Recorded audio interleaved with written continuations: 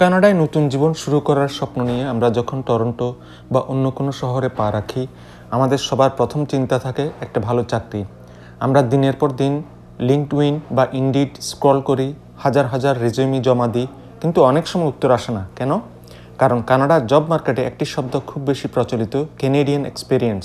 কিন্তু প্রশ্ন হলো, চাকরি না পেলে এই এক্সপিরিয়েন্স আসবে কোত্থেকে? এই চক্র থেকে বের হওয়ার সবচেয়ে কার্যকর এবং সম্মানজনক উপায় হলো ভলেন্টিয়ারিং বা স্বেচ্ছাসেবা। আজ আমরা আলোচনা করব কেন ভলেন্টিয়ারিং কেবল ফ্রি কাজ নয়, বরং আপনার ভবিষ্যতের এক বিশাল ইনভেস্টমেন্ট। কানাডার নিয়োগকর্তারা বা এমপ্লয়ার্সরা জানতে চান আপনি এখানকার কর্মপরিবেশের সাথে কতটা খাপ খাইয়ে নিতে পারেন। আপনি ভলেন্টিয়ার হিসেবে কোনো অর্গানাইজেশনে কাজ করলে সেটি আপনার রেজিউমে একটা ভালো ভ্যালিড কাজের অভিজ্ঞতা হিসেবে গণ্য করা হয়। এটি প্রমাণ করে যে আপনি এখানকার সিস্টেম বোঝেন, আপনার কমিউনিকেশন স্কিল ভালো এবং আপনি দায়িত্ব নিতে জানেন। কানাডায় একটা কথা বলা হয়, it is not just what you know, it's who you no.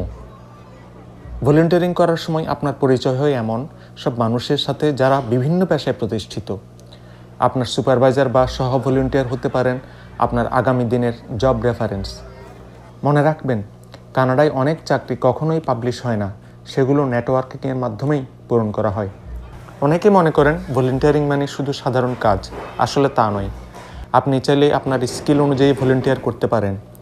আপনি যদি ভিডিও এডিটিং জানেন, কোনো চ্যারিটির জন্য ভিডিও বানিয়ে দিতে পারেন। আপনি যদি অ্যাকাউন্টিং জানেন, তাদের ছোটোখাটো হিসাব রাখতে সাহায্য করতে পারেন।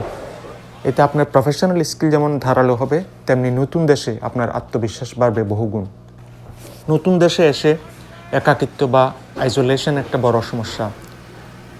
যখন আপনি কোনো ফুড ব্যাংক, লাইব্রেরি বা বৃদ্ধাশ্রমে সময় দেন, তখন আপনি অনুভব করেন যে আপনি এই সমাজের একটি অংশ। মানুষের মুখে হাসি ফোটানো যে তৃপ্তি দেয়, তা আপনাকে মানসিকভাবে শক্তিশালী করবে। কিভাবে শুরু করবেন? টরন্টো বা কানাডার যে কোনো শহরে ভলেন্টিয়ারিং শুরু করা খুব সহজ। volunteer.ca এটি পুরো কানাডার জন্য একটি কেন্দ্রীয় platform. Volunteer, Toronto, public library, food bank, event volunteering ইত্যাদি।